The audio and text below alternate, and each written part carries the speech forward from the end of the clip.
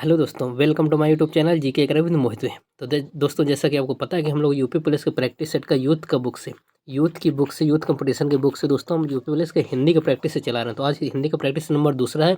पहला हम लोगों ने अपलोड कर दिया है, तो आपने अगर नहीं देखा तो चैनल पर जाकर आप उसको विजिट कर सकते हैं। बहुत ही अच्छे क्वेश्चनों का प्रैक्टिस सेट होता है, बहुत ही अच्छे क्वेश्चनों का एक ये मान लीजिए कि समाहित बहुत अच्छे क्वेश्चन समाहित किए जाते हैं। और ये यूथ की बुक ही है, तो आप यूथ के बुक का प्रैक्टिस सेट से आप समझ सकते हैं कि यूथ की बुक का जो प्रैक्टिस सेट है कितना अच्छा होता है, कितना जैसे मान लीजिए पेपर के लिए कितना बहुत ज़्यादा यूजफुल रहता है। तो ये आप समझ सकते हैं अगर आप एक अच्छे विद्यार्थी हैं, अगर आपने यूथ की बुक को कभी फॉलो किया होगा तो। ठीक है दोस्तों, तो चलिए दोस्तों वीडियो को शुरू करते हैं। वीडियो को शुरू करने से पहले दोस्तों आप एक चैनल को सब्सक्राइब जरूर कर लीजिए, एक लाइक कर दीजिए इस वीडियो को, और वीडियो को ज़्यादा से ज़्यादा शेयर कर दीजिए। ओके दोस्तों, चलिए दोस्तों पहला क्वेश्चन देखते हैं। तो पहला इसमें क्या है, पहले दोस्तों पहला ही क्वेश्चन इसमें दिया हुआ है पैराग्राफ से। तो पैराग्राफ, पहले क्वेश्चन का पैराग्राफ देखिए। पहले पैराग्राफ का क्वेश्चन क्या है, महात्मा महान आत्मा का स्वामी कौन है। महान आत्मा का स्वामी कौन है, मोहनदास है, करमचंद है, या मोहनदास करमचंद गांधी है, इनमें से कोई नहीं। तो देखिए हम लोग पढ़ते हैं। पहले क्या है कि इसके लिए ऑप्शन को पहले क्वेश्चन पढ़िए, फिर उसके बाद आप यहाँ आइए। ठीक है, क्योंकि क्या होता है कि पहले अगर आप इसको विकल्प पूरा इसको पढ़ रहे हैं पैराग्राफ को, और उसके बाद फिर क्वेश्चन पढ़ेंगे तो आपको पैराग्राफ दोबारा पढ़ना पड़ेगा, है ना। तो इसलिए आप पहले ही क्वेश्चन पढ़ के आइए, वहाँ वो उस क्वेश्चन को आप ढूंढिए। महात्मा स्वामी, तो देखिए यहाँ पर लिखा वही महात्मा है, वही राष्ट्रपिता है। कौन, उस मोहनदास करमचंद गांधी को हमारा नमस्कार हो। उस मोहनदास यानी कि महात्मा गांधी जी की बात कर रहा है, ठीक है ना। तो यहाँ पर राइट आंसर क्या हो जाएगा, राइट आंसर हो जाएगा मोहनदास करमचंद गांधी हो जाएगा। ठीक है, अगला क्वेश्चन क्या लिखा है, अगला क्वेश्चन लिखा है गांधी जयंती कब मनाते हैं। तो ये तो आप बिल्कुल सब उसमें पढ़ने की जरूरत ही नहीं है। गांधी जयंती कब मनाई जाती है, तो गांधी जयंती 2 अक्टूबर को मनाई जाती है ना। ये लिखा भी है देखिए, प्रतिवर्ष 2 अक्टूबर को मनाया जाता है क्या, गांधी जयंती, है ना। चलिए अगले क्वेश्चन मिलते हैं। अगला क्वेश्चन लिखा है कि छेड़ काय का अर्थ क्या है। देखिए लिखा है कि छेड़ काय का अर्थ क्या है। अब छेड़ काय का अर्थ क्या है हम लोग ढूंढें उसमें, चलिए देखते हैं। यहाँ पर देखिए लिखा है कि वही राष्ट्रपिता ने भारत का निर्माण जो कार्य उन्होंने किया वह स्वर्ण अक्षरों में लिखा हुआ। उस महान आत्मा को भौतिक देह पिस्तौल की गोलियों से 3 जनवरी को समाप्त करे। सत्य अहिंसक पुजारी उस महान महात्मा को हमारा प्रणाम है। अब देखिए यहाँ पर ये लिखा है छिड़का है। छिड़का होकर भी महान आत्मा का छिड़का का मतलब होता है शरीर पर थोड़े वस्त्र, यानी कि पतला दुबला आदमी, पतला दुबला व्यक्ति, है ना। छिड़का का मतलब क्या होता है, पतला दुबला व्यक्ति। तो पतला दुबला किसमें, ऑप्शन नंबर सी में, तो इसका सी राइट हो जाएगा। अब देखिए सत्य और अहिंसा किसके हथियार थे, तो ये पढ़ने की जरूरत नहीं, पैराग्राफ पढ़ने की जरूरत ही नहीं, हमको सीधा से पता है ये गांधी जी के, क्या है, गांधी जी के, है ना। अब देखिए अगला क्या लिखा हुआ है। वैसे आपको इसमें ज़्यादा सा दिमाग नहीं लगाना है, आपको जो चीज़ पैराग्राफ में दी है वही लिखना है केवल, है ना। गांधी जी के द्वारा किए गए कारण कारण लिखे गए, किस में लिखे गए हैं, तो देख लेते हैं हम लोग ऊपर क्या लिखा हुआ है। देखिए ये जो उन्होंने कार्य किया वह स्वर्ण अक्षरों में लिखा गया, यानी स्वर्ण के अक्षरों में, यानी सोने के अक्षरों से लिखा गया। तो यहाँ देखते हैं ऑप्शन में है कि नहीं है। तो देखिए लिखा भी है, ऑप्शन नंबर बी है, स्वर्ण अक्षरों में लिखा गया है ना। चलिए अब देखिए, अब अगले क्वेश्चन में चलते हैं। अब यहाँ से आते हैं डायरेक्ट क्वेश्चन जो पैराग्राफ से संबंधित नहीं है। क्वेश्चन नंबर 6 क्या कहता है, प्रत्यक्ष के द्वारा अप्रत्यक्ष का चमत्कार पूर्ण वर्तन किस अलंकार का उदाहरण है। देखिए अलंकार किस अलंकार का लक्षण है, किसका, प्रत्यक्ष के द्वारा अप्रत्यक्ष का चमत्कार पूर्ण वर्णन, मतलब कि कोई चीज़ है जो चीज़ नहीं है और जो चीज़ है उसके द्वारा उसका चमत्कार वर्णन किया जा रहा है। तो यानी कि हम अनुमान लगा रहे हैं, क्या लगा रहे हैं, अनुमान लगा रहे हैं, मतलब वो चीज़ है नहीं लेकिन हम उसका चमत्कार वर्णन कर रहे हैं, यानी कि हम अनुमान लगा रहे हैं। तो इसका राइट आंसर क्या हो जाएगा, अनुमान हो जाएगा, है ना। जैसी किस धारा कवि, बताइए जैसी जो है किस धारा की कवि है, प्रेम मार्गी, ज्ञान मार्गी, या भक्ति मार्गी, या कर्म मार्गी। तो देखिए इसका राइट आंसर क्या हो जाएगा, इसका राइट आंसर हो जाएगा कि ज्ञान मार्गी। जैसी कह सकते हैं ज्ञान मार्गी, और ये सूफी संत से, सूफी सूफी जो धारा थी ना, सूफी संत की धारा, उससे संबंधित है। प्रेम मार्गी की आप जानते हैं महादेव, वो मीराबाई जो थी रसकानी, ये सब प्रेम मार्गी के थे, ठीक है ना। चलिए अगले क्वेश्चन पे चलते हैं। अगला क्वेश्चन लिखा हुआ है आपका कि निम्न नीचे दिए गए तत्सम तद्भवों को देखिए, यानी कि क्षीर को क्या खीर बोलते हैं, बिल्कुल सही है, राइट आंसर है। दुग्ध क्या दूध है, यानी कि इस समय इस तरफ तत्सम लिखा है और इस तरफ तद्भव लिखा है। तो दुग्ध को दूध बोलते हैं, बिल्कुल बोलते हैं। घृत को घी बोलते हैं, बिल्कुल बोलते हैं। दधी को दही, देखिए अगर छोटी की मात्रा इसमें होती तो सही था, बड़ी की मात्रा तो यानी गलत है, बड़ी की मात्रा में नहीं लगी, छोटी की मात्रा द और धी, ये लगता है, द और धी लगता है, ये इसका राइट आंसर हो जाएगा, है ना। तो इसका जो गलत है तो दही का गलत है, दही का छोटा सा होता है, दधी होता है, दधी, ठीक है। चलिए अगले में चलते हैं। अब देखिए बताइए कि निम्नलिखित में से संयुक्त व्यंजन कौन सा, बताइए निम्नलिखित में संयुक्त व्यंजन कौन सा है, बताइए इसका राइट आंसर क्या हो जाएगा। इसका राइट आंसर क्या हो जाएगा, संयुक्त। संयुक्त व्यंजन मतलब कोई चीज़ दो से मिली हो, देखो ढक्कन, एड और अड और ये ज्ञानी, तो इनमें से कौन सा ज्ञानी, ज्ञानी दो चीज़ों से मिले, ज्या और जिया और इया से, ज्या और प्लस इया से मिल करके बनी है, इया से मिलकर बनी है ज्ञा ज्ञानी, जय ज्ञानी जिसको बोलते हैं, ठीक है ना। अगला क्वेश्चन क्या लिखा हुआ है, अगला क्वेश्चन लिखा हुआ है कि निम्नलिखित में दंत ध्वनि कौन सी, दंत का मतलब देखिए आप सीधा से याद रखिए KTM KTM 2। तो देखिए ये है का कबूतर वाली लाइन, और ये है चा चम्मच वाली लाइन, और ये है टाटा वाटर वाली, और ये है ता तरबूज वाली, और ये ओ है ओस्ट वाली लाइन यानी पापतंग वाली, है ना। तो अब देखना है कि डी दंत, डी से देखो कैसे कंठ तालु मूर्धन और दंत और ओष्ठ। तो दंत में कौन से दंत, ता वाली लाइन है, तो ता वाले जो अक्षर है वो सारे के सारे दंत ध्वनि है। तो ता वाली लाइन कौन सी है, सिर्फ ता वाला है, ये ता पहले से दिखा हुआ है, तो यही बार इसका राइट आंसर हो जाएगा, ठीक है ना। अब इस ट्रिक से आप सारे जो है वो आप याद कर सकते हैं। चलिए अगले क्वेश्चन मिलते हैं। अगला क्वेश्चन लिखा है कवि बिहारी का जन्म कहाँ हुआ था, बताइए। फैजाबाद में, रीवा में, ग्वालियर में, भोपाल में, कहाँ पर हुआ था, बताइए इसका राइट आंसर। बहुत ही ज़्यादा पूछा जाता है, उत्तर प्रदेश के जितने भी कवि हैं कहाँ कहाँ जन्म लिए हैं ये बहुत पूछा जाता है। बताइए कवि बिहारी का जन्म कहाँ हुआ था, फैजाबाद में, रीवा में, ग्वालियर में या भोपाल में। तो इसका राइट आंसर क्या हो जाएगा, ग्वालियर, ग्वालियर में हो जाएगा, है ना। जैसे मैथिली शरण गुप्त का पूछ लिया जाता है तो मैथिली शरण गुप्त का कहाँ हुआ था, झांसी में हुआ था। कहाँ पर हुआ था, झांसी में। अगर आपसे पूछ लिया जाता है अगर आपसे यही पूछ लिया जाए मुंशी प्रेमचंद का पूछ लिया जाए, या मुंशी प्रेमचंद का अगर पूछ लिया जाए तो वाराणसी में, कहाँ पर हो जाता है, वाराणसी में। अगर आपसे पूछ लिया जाता है जैसे मान लीजिए उनको जिन्होंने मधुशाली लिखी थी हरिवंश राय बच्चन का, तो कहाँ हो जाता है, प्रयागराज। तो ऐसे पूछ लेता है, ठीक है ना।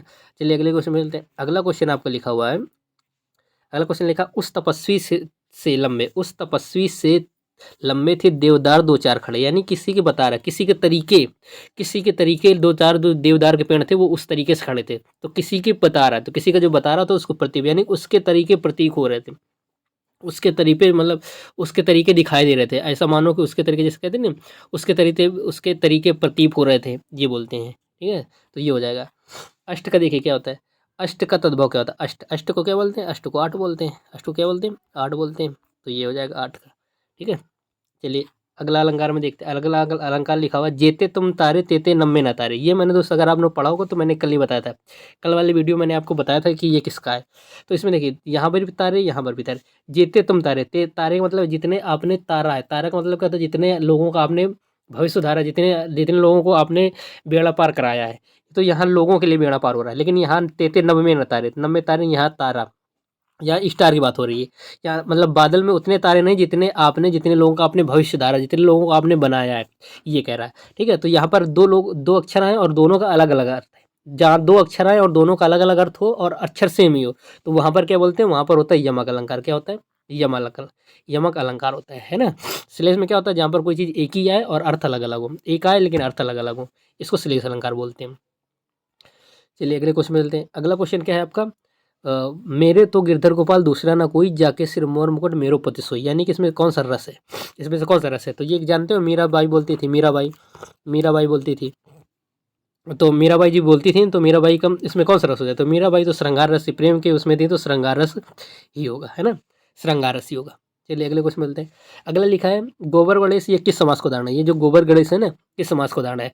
तो देखिए संप्रदान का क्या होता है, संप्रदान का होता है के लिए, संप्रदान का क्या होता है के लिए। अधिकरण का क्या होता है में वो से पर, है ना। और करण का क्या होता है, करण का बात करते हैं तो करण का क्या होता है, करण का मान लीजिए कर्ता ने कर्म को करण से के द्वारा होता है, से के द्वारा होता है। संबंध का क्या होता है, नानी ने नारी रे, ये होता है। तो देखो इसमें क्या लिखा है, गोबर गणेश, तो गोबर गणेश मतलब गोबर से निर्मित गणेश, किससे, गोबर से निर्मित गणेश। तो से आ रहा है ना, गोबर से निर्मित गणेश, तो क्या हो जाएगा, कर्ण तत्पुरुष हो जाएगा। क्या हो जाएगा, कर्ण तत्पुरुष। गोबर से निर्मित गणेश तो कर्ण तत्पुरुष हो जाएगा, ठीक है। चलिए अगला चलते हैं। अगला लिखा हुआ है रहमन चुप है बैठिए देखी दिनन के फेर, जब नीके दिन आई हैं तो बनत न लगी हैं बेर। यानी कि ये कौन सा छंद है, छंद पूछा गया है। तो देखिए अगर आपको आता है तो मैं आपको बता देता हूँ, ये दोहा है, ये दोहा है। आपने पढ़ा होगा तो ये दोहा है, वरना नहीं पढ़ा है तो आप गिन लीजिए।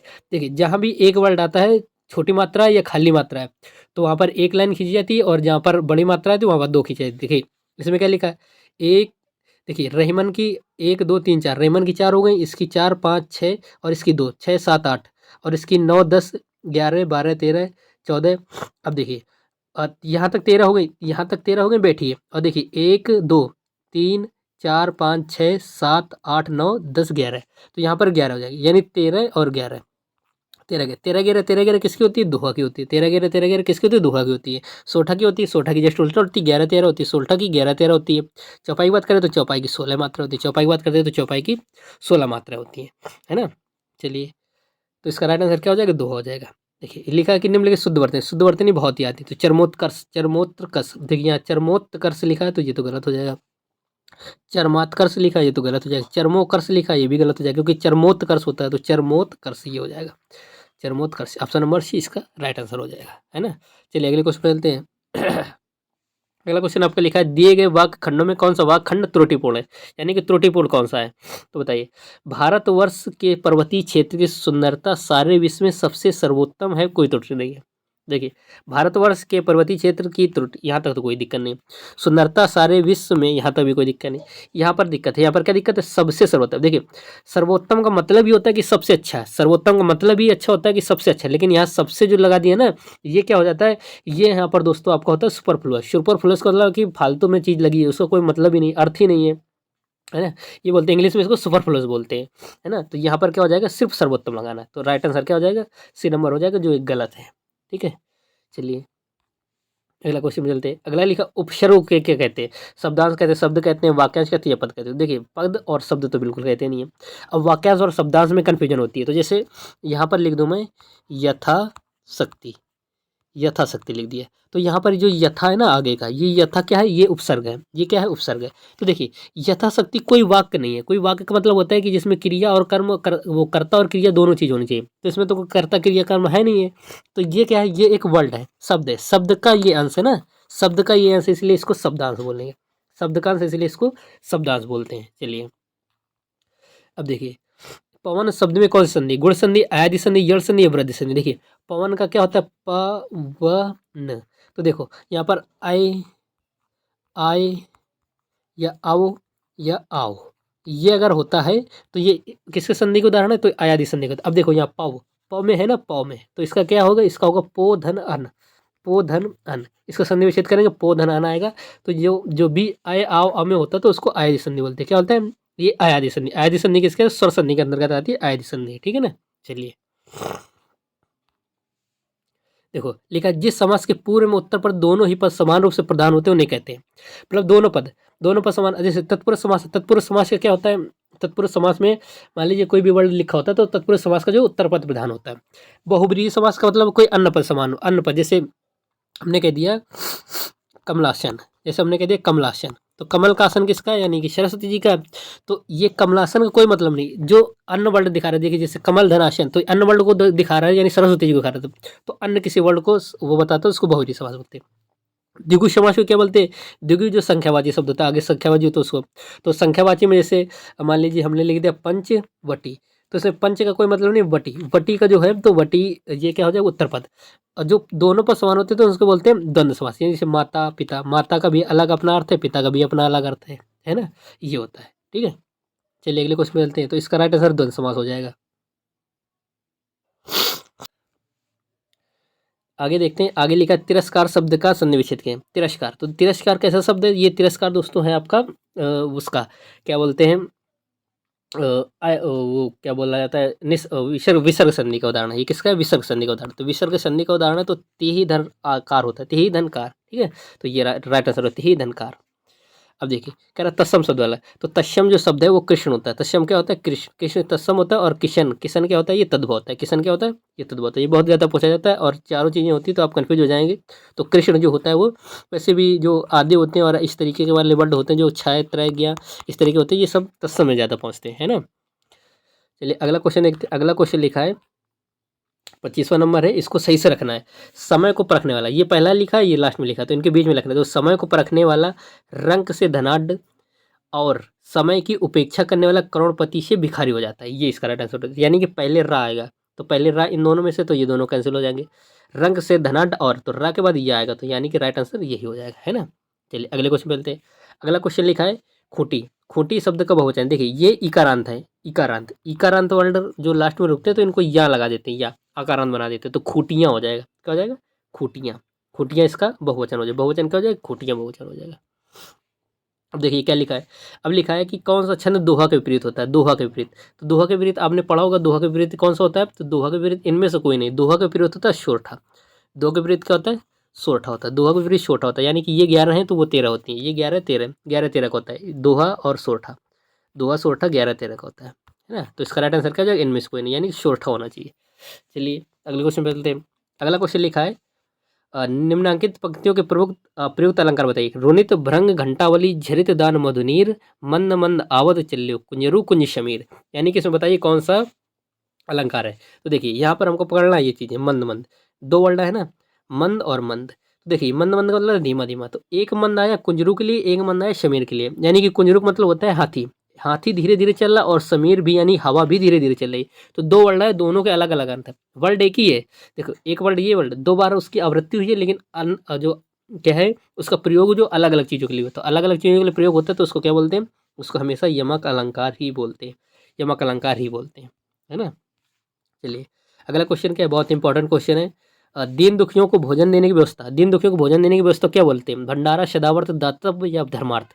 तो धर्म के लिए किया गया कार्य धर्मार्थ कहलाता है। दातव्य जहाँ दवाइयाँ मिलती हैं, औषधियाँ मिलती हैं, कौन कौन सी औषधियाँ जिनको वो बोलते हैं दोस्तों, हमारी आयुर्वेदिक औषधियाँ मिलती है। भंडारा जहाँ सबके लिए खाना को, सदावर्त होता है, क्या है? सदावर्त। सदावर्त क्या? दीन दुखियों को भोजन के लिए बोलते हैं सदावर्त, है ना। चलिए अगला लिखा है कीचड़ उछलना, मुहावरा है, मुहावरा है कीचड़ उछलना। कीचड़ उछालने का मतलब क्या है? कीचड़ उछालने का मतलब मल फेंकना, दूसरे के कपड़े गंदे करना, बदनाम करना, दलदल फंसना। तो इसका राइट आंसर क्या हो जाएगा? इसका राइट आंसर होगा बदनाम करना, बदनाम करना, है ना। चलिए अब देखिए ये लिखा है उससे अच्छे तो आप में कौन सा कारक है। जब भी तुलना कराई जाए, जब भी तुलना कराई जाए, या जब भी अलगाव का अर्थ आता हो, तो वहाँ पर अपादान कारक होता है। तो यहाँ तुलना ही कराई जा रही है, यानी उससे तो अच्छे आप हैं, उससे तो अच्छे आप हैं, ये अधिकरण का अपादान कारक क्या हो जाएगा? अपादान। अपादान क्यों? क्योंकि ये तुलना कराई जा रही है, यानी कि उससे अच्छे तो आप हैं। यहाँ अलगाव का संबंध दिखाना ना, दो लोग हैं, दोनों को अलग करके बता रहा है। ये इसको इसको अलग कर दिया, यानी इससे तो अच्छे आप ही हैं, तो यानी कि ये खराब है, यानी कि अलग कर दें, है ना, यानी कि अलगाव दिखा रहा है। तो इसका राइट आंसर अपादान कारक हो जाएगा। चलिए अगले क्वेश्चन में, अगला क्वेश्चन क्या लिखा हुआ आपका? अगला क्वेश्चन लिखा हुआ कि निम्नलिखित में से कौन सा शब्द कमल का पर्यायवाची नहीं है? बताइए कौन सा शब्द कमल का पर्यायवाची नहीं है? सरोज, पंकज, जलजाति, ये सब है, जलद नहीं है। द जिसके पीछे लगा होता है वो बादल का होता है, जैसे अम्बुद, अम्बुद हो गया, जलद हो गया, ये सब किसके होते हैं? ये बादल के होते हैं, है ना। चलिए अगला क्वेश्चन में, अगला क्वेश्चन है प्रत्यक्ष का विलोम क्या होगा? प्रत्यक्ष का विलोम, यहाँ सिर्फ देखिए दोस्तों, मैं टॉपिक मतलब मैं आपको बहुत ही ज़्यादा डीप पढ़ाने का, या बहुत ही ज़्यादा आप ये मत सोचिएगा कि बहुत ज़्यादा डिस्कशन कर हर चीज़ों के बारे में बताएंगे, ऐसा नहीं। यहाँ पर हम लोग एक प्रैक्टिस सेट कर रहे हैं, यानी कि आप आपको क्वेश्चन आते हैं आप लगाइए, नहीं आते तो आप डायरेक्ट याद कर लीजिए, है ना। इतना समय नहीं है अब अपने पास। प्रत्यक्ष का विलोम क्या है? प्रत्यक्ष का होता है परोक्ष, प्रत्यक्ष का क्या होता है? परोक्ष होता है। चलिए लिंग की दृष्टि से दही क्या है? दही, दही के आगे अच्छा अच्छी लगा लो तो क्या होता है? अच्छा दही होता है कि अच्छी दही होता है? तो अच्छा दही होता है। अच्छा अच्छा क्या होता है? पुल्लिंग होता है, तो यानी कि ये पुल्लिंग हो जाएगा, है ना। चलिए अगला क्वेश्चन, अगला लिखा है कि प्रत्येक संधि का उदाहरण। प्रत्येक में कौन सी संधि है? तो प्रत्येक, ये जो आधा वर्ड होता है ना, आधा, तो आधे वर्ड को अगर या के आगे कोई आधा वर्ड है तो उस पूरा बना करके उसमें छोटी लगा देते हैं, ये ईड़ संधि का उदाहरण क्या होता है? ईड़ संधि का। तो देखिए इस ता में छोटी मात्रा लगाना, तो ता में छोटी मात्रा इसमें भी है, इसमें भी है, इसमें भी है, तो प्रतिधन एक हो जाएगा। क्या हो जाएगा? प्रतिधन एक। तो इसका बी नंबर सी हो जाएगा, प्रतिधन एक हो जाएगा, ठीक है, क्योंकि ये प्रतिधन एक लिखा है। देखिए 36वां देखिए, यथा विधि का सही समास क्या है? यथा, तो देखो विधि तो वर्ड है कोई, यथा तो इसके आगे अवयव लगा है, तो ये क्या हो जाएगा? अवयव। अवयव ने बताया था अवयव क्या होते हैं, तो अवयव वाक्यांश होते हैं। तो ये देखिए इस यथा विधि, विधि तो कोई चीज़ है, यानी कोई वर्ड है जो इसका अलग मतलब है, लेकिन यथा का मतलब नहीं है। यथा किसी के साथ जुड़कर उसका मतलब दे रहा है, तो यथा क्या हो जाएगा? अवयव हो जाएगा, तो यानी ये अवयव हो जाएगा। 27वां और लास्ट क्वेश्चन देखिए, अब लिखा है लौकिक शब्द में प्रत्यय क्या है? लौकिक, तो ये तो कोई है नहीं, प्रत्यय मतलब कि बाद में जोड़ना है, तो अक तो जोड़ा नहीं, क्योंकि लौक यानी लोक में इक जोड़ा है, तो लौकिक हो गया, तो लोक में इक जोड़ा है, तो ये इक हो जाएगा। Option number D, option D इसका राइट आंसर है, लौकिक। ठीक है दोस्तों, अब देखिए एक चीज़ मैं और आपको बता दूं, इसकी जो जीएस है, जीएस भी बहुत अच्छी है, जीएस मैंने देखा बहुत अच्छी जीएस है दोस्तों।